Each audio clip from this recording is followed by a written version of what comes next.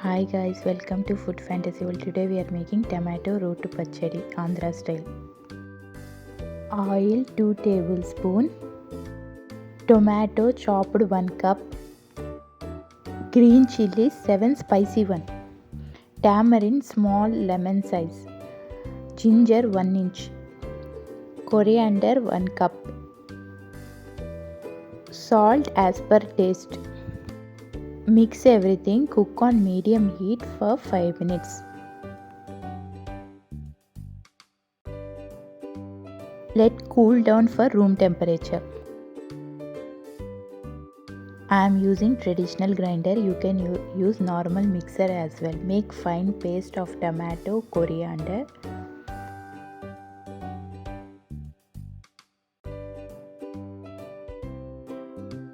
Onion roughly taken. Roughly grind onion.